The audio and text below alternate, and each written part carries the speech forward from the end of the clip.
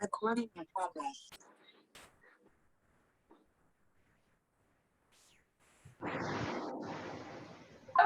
चले ही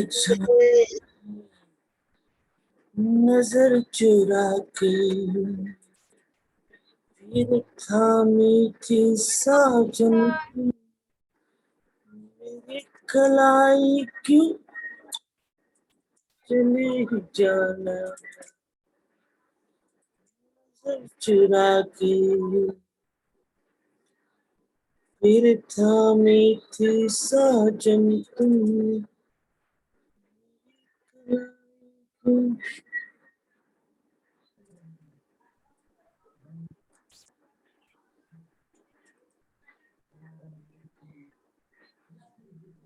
Good morning, sir.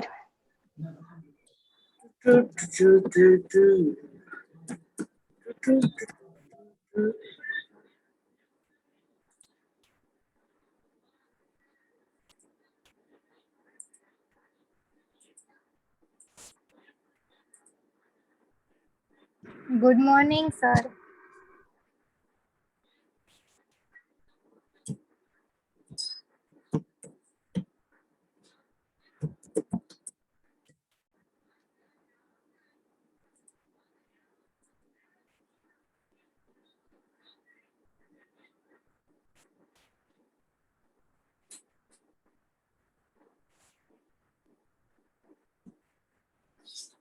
એક good morning બાળકો અવાજ આવે છે મારો?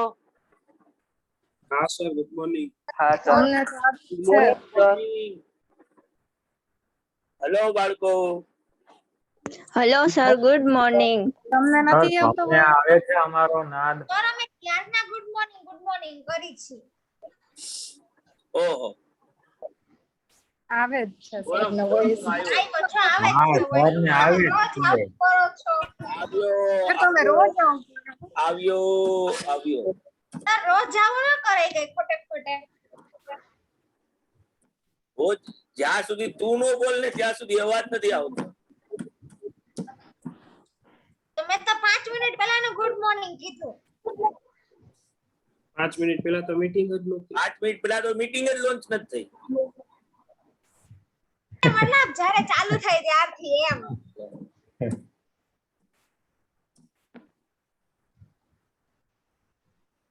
ઓકે બધા મજામાં બાળકો? હા મજા આવી. હા, sir. કોસ્મિક કનેક્શન જો આપણા વચ્ચે એક દિવસનો ગેપ પડવા નથી દેતો ઉપર. હા બરોબર અવાજ આવે છે તો કેમ આવ્યો લખો.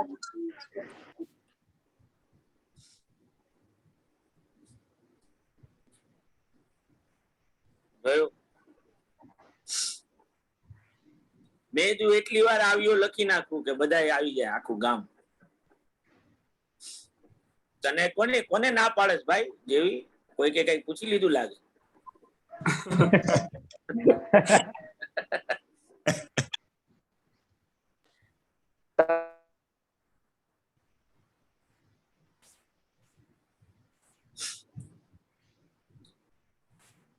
હવે કઈક તમારો તમને ના પાડવું. હવે નથી આવતો. સર આવ્યો અવાજ અમારો. હવે આવ્યો હવે આવ્યો. તો પછી સર હવે તમારે એવું છે કે જ્યાં સુધી તમને અલયનો અવાજ ન આવે ને ત્યાં સુધી તમને કોઈનો અવાજ ન આવતો. તું બાકી રહી ગઈ હતી કા ઝપલિયા? ઓલવેઝ આટલી બધી તને આમ જે ખબર પડે છે બાકી ગજબ બાકી એમ. અરે સર તમારો પ્રભાવ છે હવે તો. ઓહો અરે બાપા આટલો પ્રભાવમાં તું આવી ગઈ છો એ મને નહોતી ખબર. હા સર તો પછી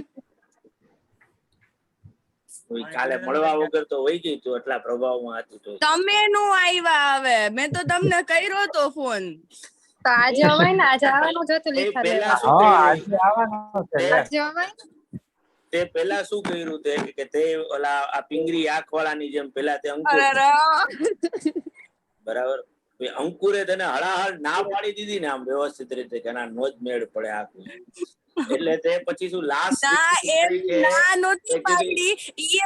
ઈએ મને એમ કીધું કે અમે લોકો તો મોડેક થી આવી છીએ, હોસેફા સર છે ને ઈ વેલા આવી જાય છે, તું એને પૂછી જો, ઈ પહોંચતા હોય તો તું એને મળીને જાજે એમ કીધું તું. બાકી લીધા તમે લઈ જ લીધા તો દાદાએ આપી દીધા હતા લીધા મને. ફોન કોને કર્યો તો તે બરાબર હા ઈ વાત બરોબર. એ બરોબર છે ગ્રીનિતા ચૂપ થા, બરોબર, ગ્રીનિતા સર, ચૂપ. બરોબર. હા બરોબર છે સર તમે. પછી તો શું થયું કે પછી તો કઈ ઓપ્શન બચ્યો નહીં. એ ઓપ્શન નથી એટલે હા ઓપ્શન એટલે ઓપ્શન જોતો તો પડે. કાંઈ વાંધો નહીં બાળકો, મોજ કરો તમે. સંસાર છે હવે, ચાલે સર, બીજું શું હવે. ઠીક હવે. Good morning sir. ગુડ આ જો સર જાનવી લેટ આવી, જાનવી લેટ આવી. હા હા હું એક્સેપ્ટ કરું છું લેટ આવી, બસ આજે જ લેટ આવી પણ. તો ઈ તો દરરોજ લેટ આવીને તું આવું જ કરશ. ના ના દરરોજ હું હોય જ છું, ઘણી વાર please weight for the host to start the meeting એવું જ હોય છે. જાને પિકનિક 10% હમણાં તમારો lecture પૂરો થાય ને પછી પિકનિક માં જવાનો છે. હમણાં લોંગ ડ્રાઈવ પર અરે તમારી વાત નથી કરતા. પિકનિક કરી નાખો. ઓકે, જરૂર નથી એમાં. સર તમારી પર્સનલ પિકનિક ની વાત નથી કરતા. સર આજે કઈ બાજુ જવાના છો? તારે શું કામ છે પણ? હા અલઈને પૂછવા તો દ્યો. સર જોજો હો તમને આ ફોલો ન કરે પાછળ. તો જ નહીં એને હું. હું કાંઈ ફોલો ન કરું સર, મારે જવું હોય તો જઈ શકું ને સર ફેમિલી ખોટી સાથે. જગ્યાનું નામ દઈ દો, ભલે એકલો જાય ત્યાં. પણ હલે તારે સર જઈને શું કામ લઈ જવું છે? યુ ફેમિલી અરે, અલે હું અહીંયા ઘણી બધી જગ્યાએ જયો છું રાજ્યા, એટલે નવી હોય તો જવાય.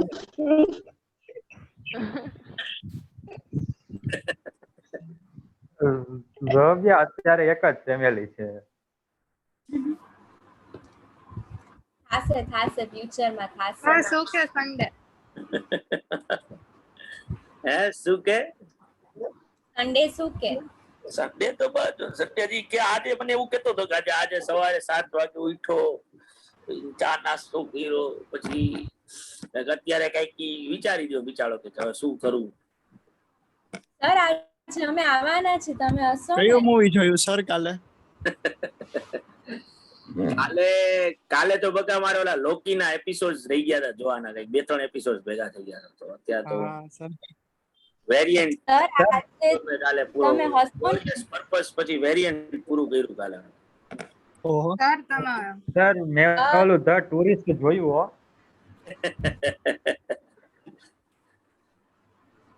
ઓકે, હે સર તમે આજે હસો? શું સર શેનો ભોગ? ત્રાસનો ભોગ બન્યો એમ.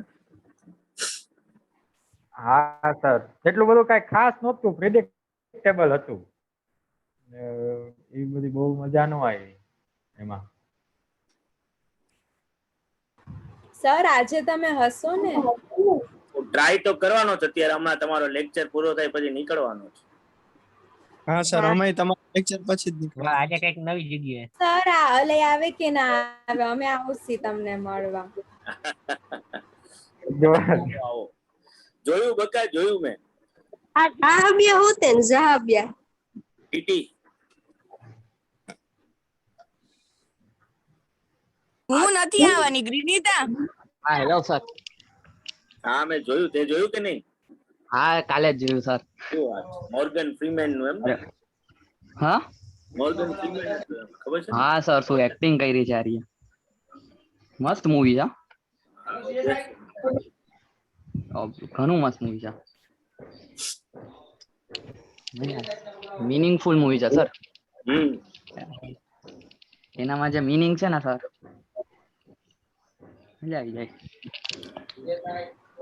બીજા કોઈ સજેસ્ટ કરજો સર મૂવી આવા. હા લે, તારે જોવું હોય તો કેજે બકા લે. તમે કરો ને તો સજેસ્ટ સર. ટાઇટન્સ જોઈ લેજે તારે જો આજે એવા. એવું sir? Remembers the Titan. Remember the Titan. Titans. Okay હા હા. બીજા સર? પછી હું તને કહું બકા અત્યારે તો મને આમ એટર સ્પોટ સીધા સ્ટ્રાઇક નથી થઈ રહ્યા. હા હા હા કેજો કેજો સર. ઓકે બાળકો, તો તમે બધા આ જર્નલ એન્ટ્રીઝ લખી નાખી હશે. મેં તમને લોકોને કીધું હતું કે તમે જર્નલ એન્ટ્રીઝ લખી નાખજો એટલે આપણો ટાઈમ એટલો બચે. ન લખી હોય તો આજના દિવસમાં લખી નાખજો. તો આપણે મટીરિયલ રિલેટેડ જેટલા ટ્રાન્ઝેક્શન્સ હતા એનું ફાઇનાન્સના બુકમાં શું એન્ટ્રી થાય. જો તમે એક નોન ઇન્ટિગ્રેટેડ અપ્રોચ ફોલો કરતા હો તો કોસ્ટ રેકોર્ડ્સ કઈ રીતે બનાવશો અને ઇન્ટિગ્રેટેડ અપ્રોચમાં શું એન્ટ્રીઝ થશે એ આપણે મટીરિયલના જે છે ઈચ એન્ડ એવરી ટ્રાન્ઝેક્શન્સ ને સમજ્યા. હવે સેકન્ડ એલિમેન્ટ આવે આપણા કોસ્ટનું. જે રીતે તમે કોસ્ટ શીટ યાદ કરશો તો મટીરિયલ પછી તમે લેબર લખતા હતા, લેબર કોસ્ટ જે છે એ. તો જે લેબર રિલેટેડ ટ્રાન્ઝેક્શન્સ છે તો લેબર રિલેટેડ ખાલી બે જ ટ્રાન્ઝેક્શન્સ કોસ્ટ રેકોર્ડ્સમાં થાય. એક તો પેમેન્ટ ઓફ લેબર. તો તમે જ્યારે વેજીસનું પેમેન્ટ કરો તો ફાઇનાન્સના અંદર તમે એની શું એન્ટ્રી કરો તો કે ઓબ્વિયસલી વેજીસને આપણે ફાઇનાન્સમાં વેજીસ નથી કહેતા, આપણે એને સેલરી એક્સપેન્ડિચર કહીએ છીએ જનરલી. તો જો આપણે એને પેમેન્ટ કર્યું હોય, કોઈ પણ સેલરી ચૂકવી હોય આપણે, તો સેલરી એક્સપેન્ડિચર ડેબિટ કરી અને કેશ એન્ડ બેંક ક્રેડિટ કરી નાખીએ.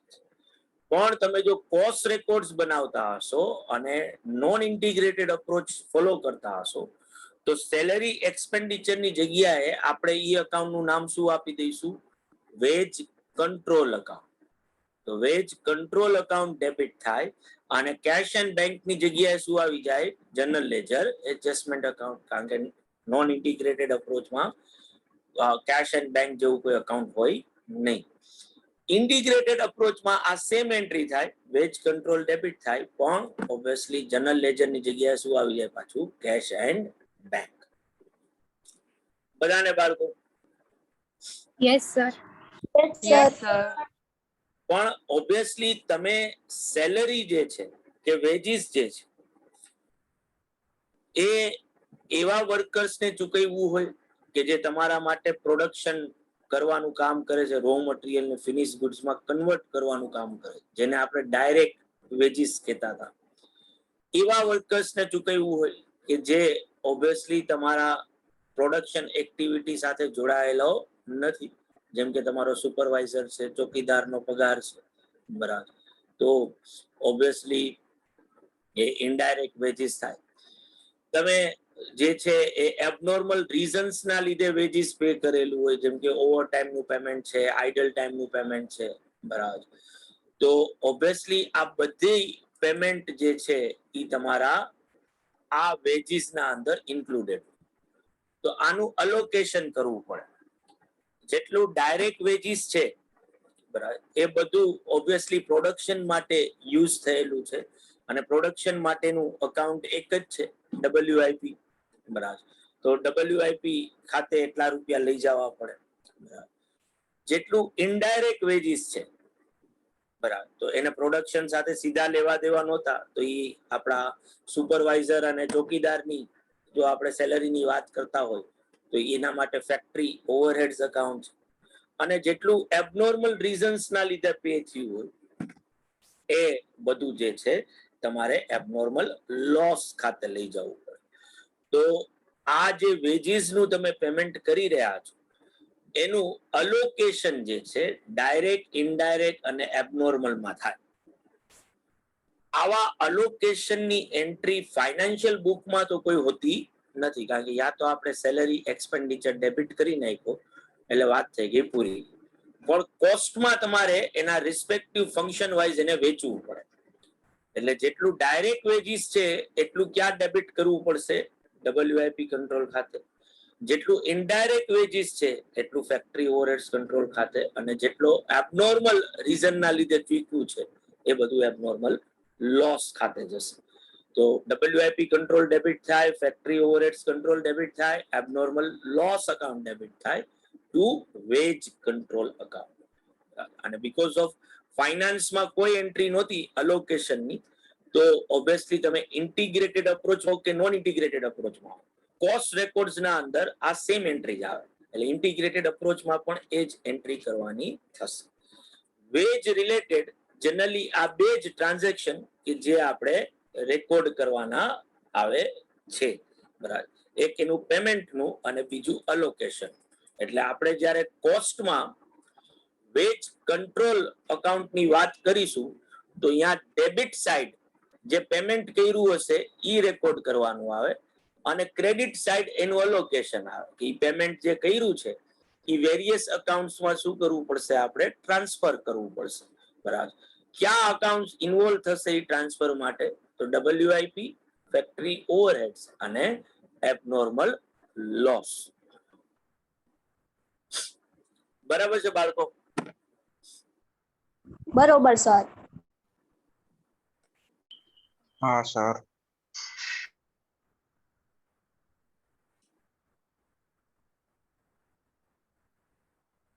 એક જ મિનિટ બાળકો.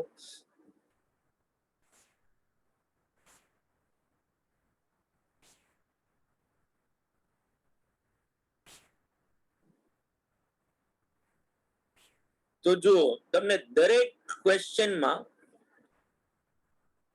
વેજીસ રિલેટેડ તમને આપ્યું હશે, જેમ કે ક્વેશ્ચન નંબર 2 જોશો ને તમે તો વેજીસ પેઇડ છે 12,000 રૂપિયાનું. તો આ 12,000 રૂપિયાનું જે વેજીસ પેઇડ કર્યું છે ને એ પહેલા આપણે ક્યાં ડેબિટ કરશું? વેજ કંટ્રોલ ખાતે, બરાબર. અને હવે આનું બાયફર્કેશન કરવાનું આવશે. તો તમને ક્વેશ્ચનમાં કીધું જશે કે 12,000 માં કેટલું ડાયરેક્ટ છે ને કેટલું ઇનડાયરેક્ટ છે. તો તમને જો અહીંયા કીધું જ છે કે ઇન્ક્લુડિંગ ડાયરેક્ટ 10,000 રૂપીસ. તો આ જે ડાયરેક્ટ વેજીસ છે એ ક્યાં લઈ જવાનું? WIP ખાતે.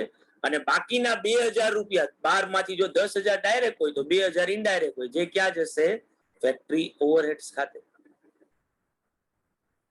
ક્વેશ્ચન નંબર 4 માં હતું ભાઈ, આ મને એમ કે ક્વેશ્ચન 2 છે. ક્વેશ્ચન નંબર 2 આ રહ્યું, જો અહીંયા છે વેજીસ પેઇડ ના 57,600 આપ્યા છે. તો આ 57,600 વેજ કંટ્રોલમાં ડેબિટ કરવાના આવે, બરાબર. હવે આમાંથી ડાયરેક્ટ કેટલું ને ઇનડાયરેક્ટ કેટલું? તો કે તમને અહીંયા કાઉન્ટ્સમાં ઇનડાયરેક્ટ વેજીસ આપી દીધું છે. તો આ ઇનડાયરેક્ટ વેજીસ ફેક્ટરી ઓવરહેડ્સ ખાતે જશે, બાકીનો ડિફરન્સ બધો ક્યાં જશે? WIP control. જો એબનોર્મલ લોસ આપ્યો હોય તો જ એનું બાયફર્કેશન થાય, બાકી વેજીસ ના બે જ પાર્ટ પડશે, ડાયરેક્ટ અને ઇનડાયરેક્ટ. એટલે આપણે મેજોરિટી કેસીસમાં મને ઇનડાયરેક્ટ ફોર્મમાં વેજીસ જે છે એ આપેલું હશે, તો મારે એ રીતે એને જોવાનું આવે. જેમ કે ક્વેશ્ચન નંબર 1 જોઈશું તો ક્વેશ્ચન નંબર 1 માં પણ તમને એ આપ્યું હશે, are you factory veggies paid 77,500. અને જો કાઉન્ટ્સમાં લખ્યું છે ઇનડાયરેક્ટ વેજીસ કેટલું છે? 23,000. તો આ 23,000 ફેક્ટરી ઓવરહેડ્સ ખાતે લઈ જવાના, અને બાકીના બધા ક્યાં જશે? WIP કંટ્રોલમાં. બધાને ક્લિયર બાળકો? Yes sir.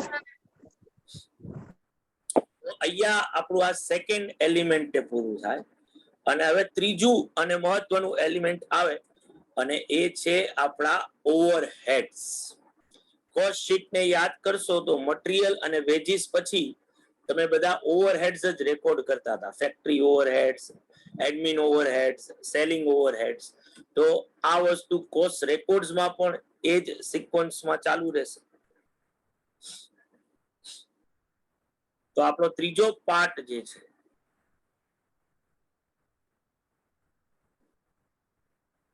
ક્યાં આવી ગયું ભાઈ?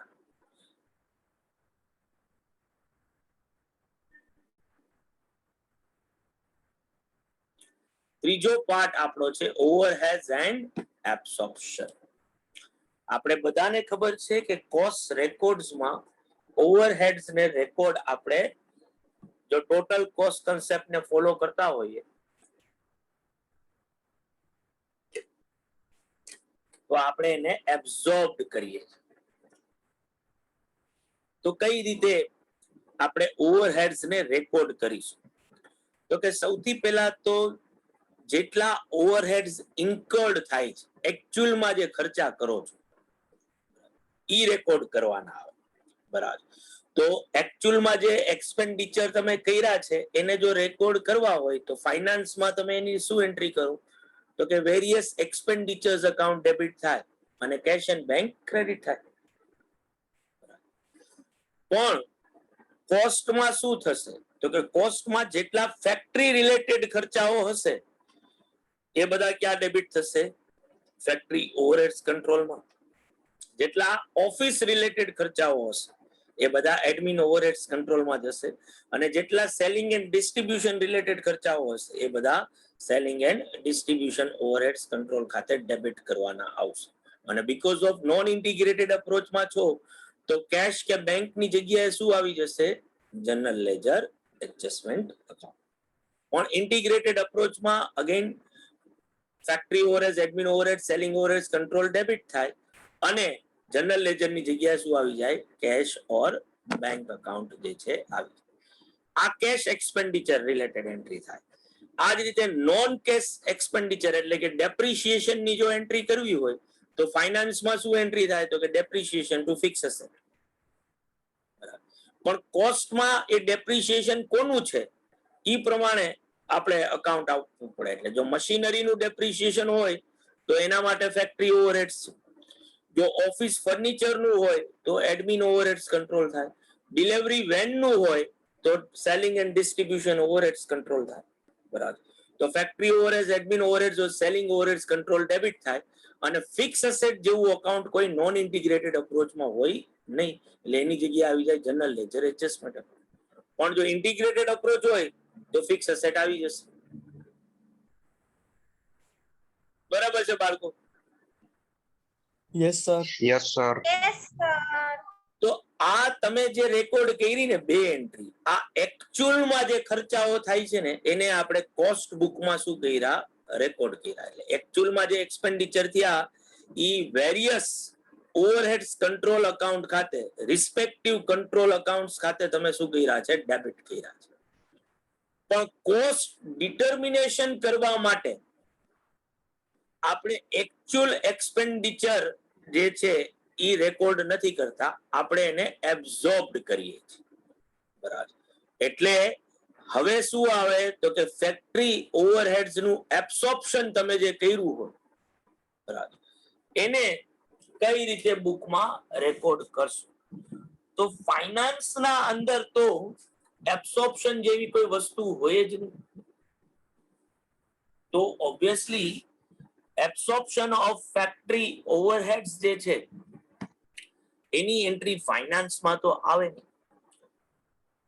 કોસ્ટમાં શું થાય તો કે ફેક્ટરી ઓવરહેડ્સ એકચ્યુઅલમાં શેનો ખર્ચો છે?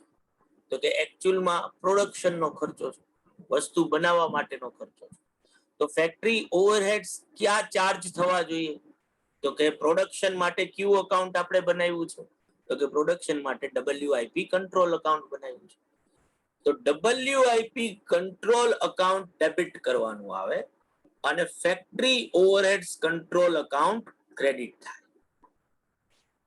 ફેક્ટરી ઓવરહેડ્સ ને એબ્ઝોર્બ્ડ કરવા માટેની આપણી જનરલ એન્ટ્રી. કોસ્ટ શીટ બનાવતા હો તો કોસ્ટ શીટમાં તો આ એકચ્યુઅલ ઓવરહેડ સાથે કોઈ લેવા દેવા જ નથી. કોસ્ટ શીટમાં સીધા એબ્ઝોર્બ્ડ ઓવરહેડ્સ આપણે ફેક્ટરી ઓવરહેડ્સ તરીકે લખી નાખતા. બરાબર. પણ કોસ્ટ રેકોર્ડ્સમાં તમારે એબ્ઝોર્બ્ડ કરવા પડશે. એટલે WIP કંટ્રોલ ખાતે એટલા રૂપિયા ડેબિટ થશે, એટલે તમારા પ્રોડક્શન કોસ્ટનો પાર્ટ બની જશે ટુ ફેક્ટરી ઓવરહેડ્સ કંટ્રોલ. અને બીકોઝ ઓફ ફાઇનાન્સમાં કોઈ એન્ટ્રી છે જ નહીં આ ટ્રાન્ઝેક્શનની, એટલે જે નોન ઇન્ટિગ્રેટેડ અપ્રોચમાં કરો છો એવી જ સેમ એન્ટ્રી ઇન્ટિગ્રેટેડ અપ્રોચમાં. અને હવે તમે સમજી શકશો કે જે એકચ્યુઅલમાં ઇન્કર્ડ કર્યું હતું ને એ બધા ખર્ચાઓ ફેક્ટરી ઓવરહેડ્સ ખાતે શું કર્યા હશે? ડેબિટ કર્યા હશે. અને જ્યારે કોસ્ટમાં જે રેકોર્ડ કર્યા છે જેને આપણે એબ્સોર્પ્શન કહીએ છીએ, એ ફેક્ટરી ઓવરહેડ્સ ખાતે શું થયું હશે? ક્રેડિટ થયું હશે. જો જેટલું ઇન્કર્ડ કર્યું છે એટલું જ એબ્ઝોર્બ્ડ કર્યું હોય ને તો factory overheads control square up થઈ જાય, એમાં કોઈ ડિફરન્સ નીકળે નહીં. પણ જેટલું ઇન્કર્ડ કર્યું એના કરતા ઓછું એબ્ઝોર્બ્ડ કર્યું. ઓછું એબ્ઝોર્બ્ડ કઈ રીતે ખબર પડે? તો કે ડેબિટ 2 લાખ રૂપિયા કર્યા છે અને WIP ખાતે ટ્રાન્સફર 1,80,000 જ કર્યા છે. તો ઓબ્વિયસલી ફેક્ટરી ઓવરહેડ્સ કંટ્રોલમાં ડેબિટ હશે 2 લાખ રૂપીસ જે ઇન્કર્ડ થયા છે, જ્યારે એબ્ઝોર્બ્ડ કેટલા થયા છે? ખાલી 1,80,000 જે ક્રેડિટ થયા હશે. તો ફેક્ટરી ઓવરહેડ્સ કંટ્રોલમાં 20,000 રૂપીસ ની શું નીકળશે? બેલેન્સ નીકળશે. આને શું કહેવાય? તો કે આને અંડર એબ્સોર્પ્શન કહેવાય, જે આપણે હમણાં જ ઓવરહેડ્સ ના ચેપ્ટર ના અંદર સમજ્યા હતા. બરાબર. અને અંડર એબ્સોર્પ્શન ની ટ્રીટમેન્ટ એ સમજ્યા હતા કે અંડર એબ્સોર્પ્શન બે રીતે થઈ શકે, નોર્મલ રીઝન્સ થી, એબનોર્મલ રીઝન્સ.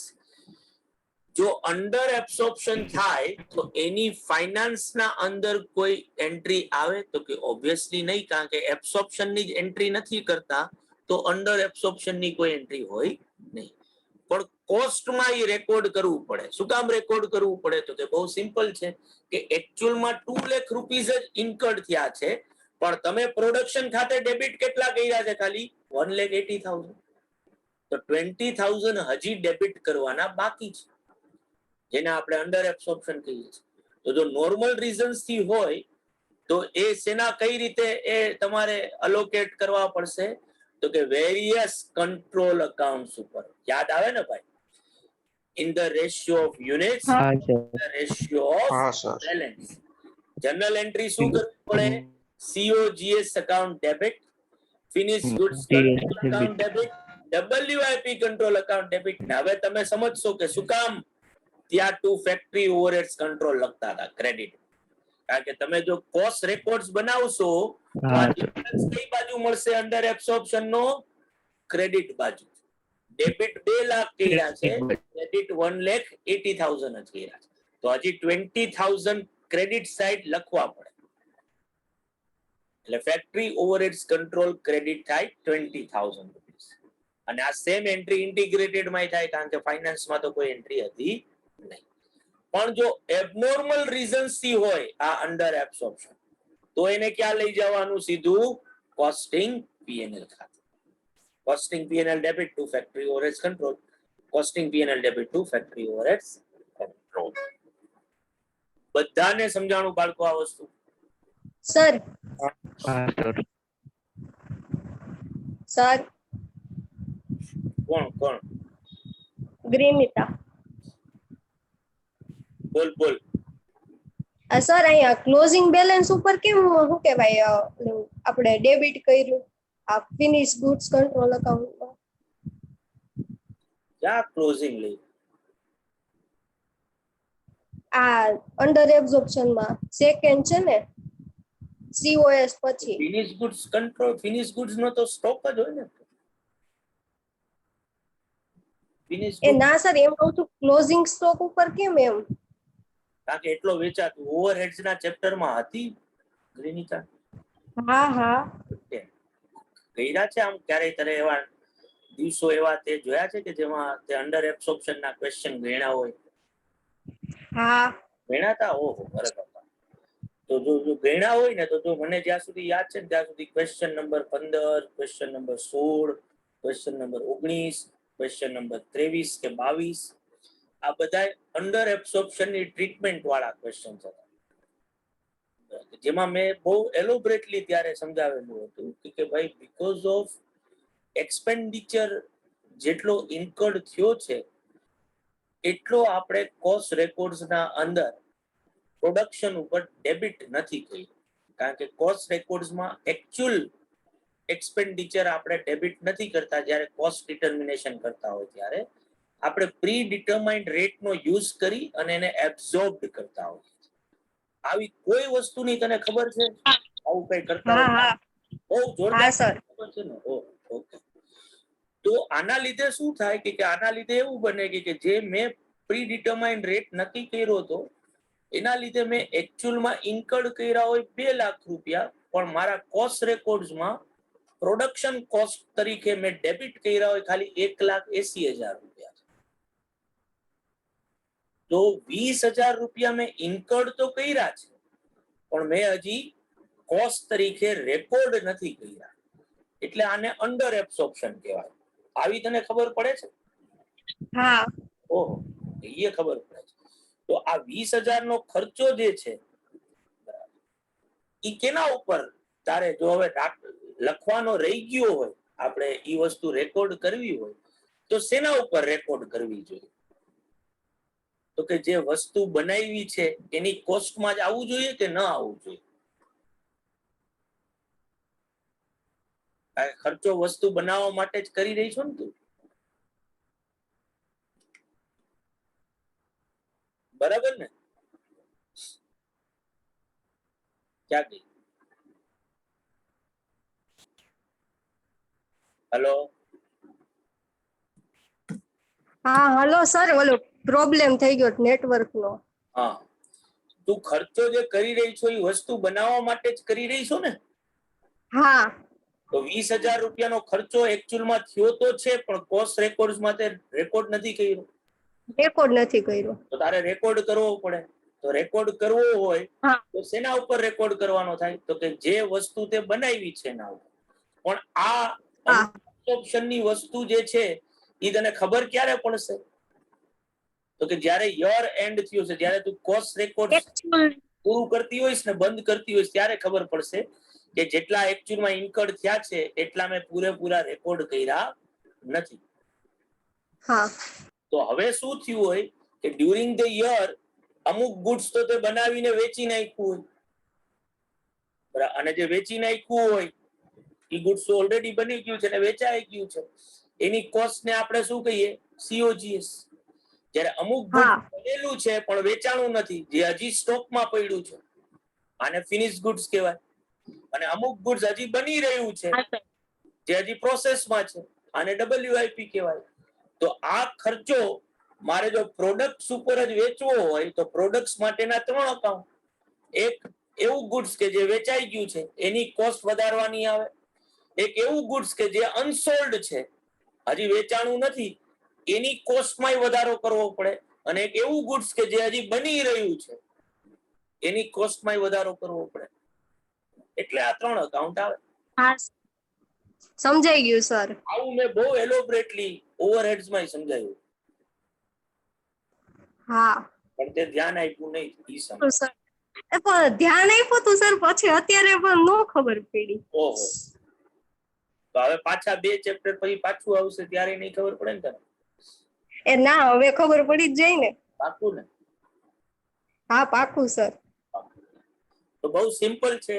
બાળકો જે લોકોને પણ જો ગ્રીનિતાની જેમ ન સમજાણું હોય તો મેં અત્યારે તો સમજાવ્યું, પણ પાછું હજી એકવાર કહી દઉં કે તમે એકચ્યુઅલમાં જે ખર્ચો ઇન્કર્ડ કરો છો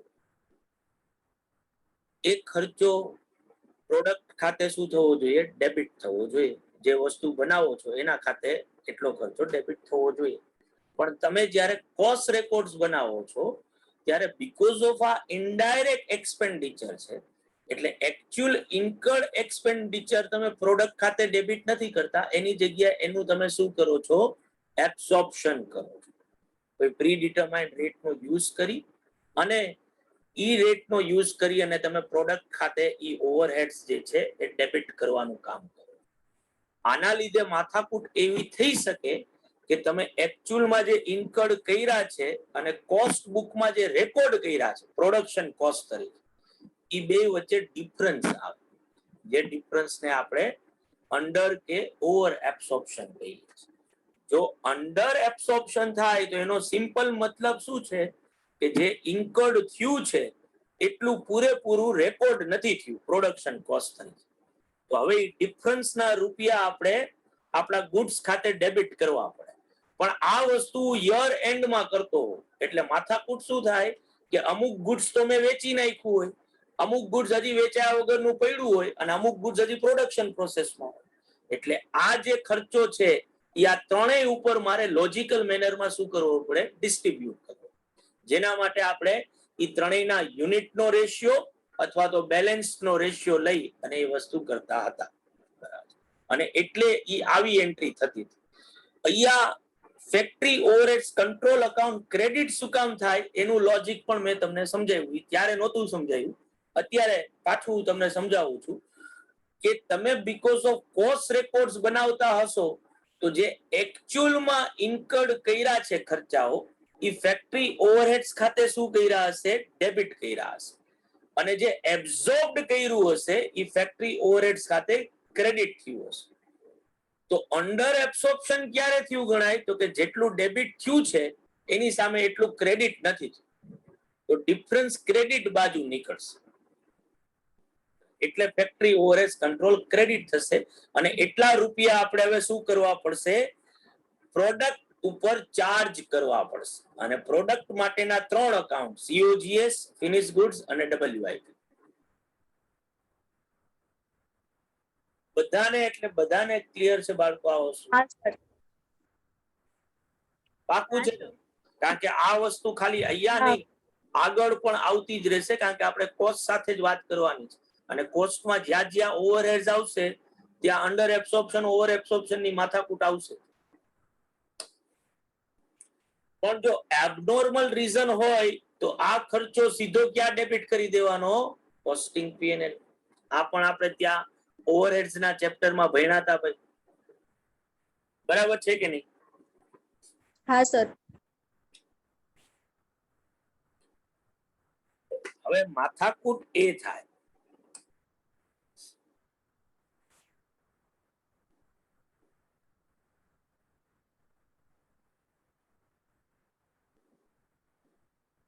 તમે જો અહીંયા જોશો ને ક્વેશ્ચન નંબર 1, તો પ્રોડક્શન ઓવરહેડ્સ ઇન્કર્ડ આપ્યું છે કેટલું? 95,200. આ ફેક્ટરી ઓવરહેડ્સ ખાતે શું કરવું પડે? ડેબિટ કરવું પડે. બરાબર.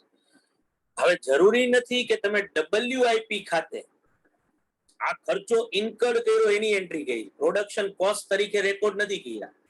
આમાંથી કેટલા રૂપિયા પ્રોડક્શન કોસ્ટ તરીકે તમે રેકોર્ડ કરશો એ એના એબ્સોર્પ્શન ઉપરથી નક્કી થાય. બરાબર. તો જરૂરી નથી પ્રોડક્શન આપણે WIP માં કરીએ છીએ. પ્રોડક્શન રિલેટેડ કોસ્ટ બધી ક્યાં રેકોર્ડ કરીએ છીએ? WIP control account. તો આ ફેક્ટરી ઓવરહેડ્સ માંથી ક્રેડિટ જે છે એ 95,200 થયા હોય. જેમ કે અહીંયા ક્વેશ્ચનમાં બહુ ચોખ્ખું કીધું છે કે એબ્સોર્પ્શન નથી આપ્યું, એની જગ્યાએ શું આપી દીધું? જો પ્રોડક્શન ઓવરહેડ્સ અંડર એબ્સોર્બ. બરાબર. આનો મતલબ શું થયો? કે આપણે જેટલા રૂપિયા ડેબિટ કરેલા છે ને ફેક્ટરી ઓવરહેડ્સ ખાતે WIP અકાઉન્ટમાં, એ બધાય રૂપિયા ચાર્જ નથી કર્યા. એમાં 3200 રૂપિયા ઓછા ચાર્જ કર્યા છે. એટલે મેં ક્રેડિટ બાજુ જે લખ્યું હશે એ એબ્સોર્પ્શન હશે. અને એબ્સોર્પ્શન 95,200 નહીં થતું હોય, એ સે ફોર એક્ઝામ્પલ 92,000 જ થતું હશે. એટલે જ્યારે હું factory overheads control account year એન્ડમાં ક્લોઝ કરું ને, તો મને ફેક્ટરી ઓવરહેડ્સ અકાઉન્ટમાં ક્રેડિટ બાજુ 3200 રૂપિયાનો ડિફરન્સ મળે.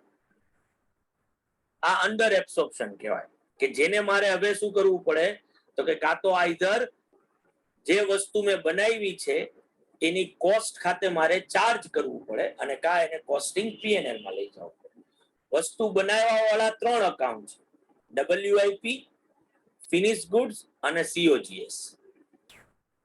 એ ત્રણેય અકાઉન્ટ્સ ઉપર લોજિકલી આ 3200 ને શું કરવા પડે? ડિસ્ટ્રીબ્યુટ કરવા પડે. બરાબર. આ જ રીતે તમે જો આ ક્વેશ્ચન નંબર 2 માં આ ફેક્ટરી ઓવરહેડ્સ ઇન્કર્ડ આપ્યા છે 15,200. બરાબર. આ ફેક્ટરી ઓવરહેડ્સ ખાતે ડેબિટ થશે. પણ જો આમાંથી એબ્સોર્બ્ડ કેટલા કર્યા? તો એ આપ્યા છે. Factory overheads applied to production. તો આટલા રૂપિયા ડેબિટ થયા હોય, જ્યારે આટલા રૂપિયા ત્યાં શું થયા હોય? ક્રેડિટ થયા હોય. તો જેટલા ઇન્કર્ડ થયા છે એટલા એબ્સોર્બ્ડ નથી થયા. ઈ અકાઉન્ટમાં ડિફરન્સ આવશે, જે મારે શું કરવો પડશે? યર એન્ડમાં એડજસ્ટ કરવો પડશે. બરાબર. આ જ રીતે તમે જો અહીંયા જોશો ક્વેશ્ચન 4 માં, તો તમને દેખાશે કે ભાઈ ફેક્ટરી ઓવરહેડ્સ ઇન્કર્ડ મેં કર્યા છે 6,000 રૂપિયા, પણ એબ્સોર્બ્ડ કેટલા કર્યા એ ક્વેશ્ચનમાં આપ્યું નથી. તો એ ક્વેશ્ચન જ્યારે કરશું ત્યારે સમજીશું કે ત્યાં આપણે શું કરવાનું. પણ અહીંયા ક્વેશ્ચન નંબર 5 માં તમને કીધું છે ઓવરહેડ્સ ઇન્કર્ડ 2,50,000. બરાબર. અને અહીંયા તમે જ્યારે અકાઉન્ટ બનાવશો ત્યારે તમને ડિફરન્સના રૂપિયા મળશે. બરાબર છે, જેમાં આપણે ત્યાં જોઈશું કે કેટલા રૂપિયા આપણે એબ્સોર્બ્ડ કર્યા છે. અહીંયા 1 મિનિટથી ઓછું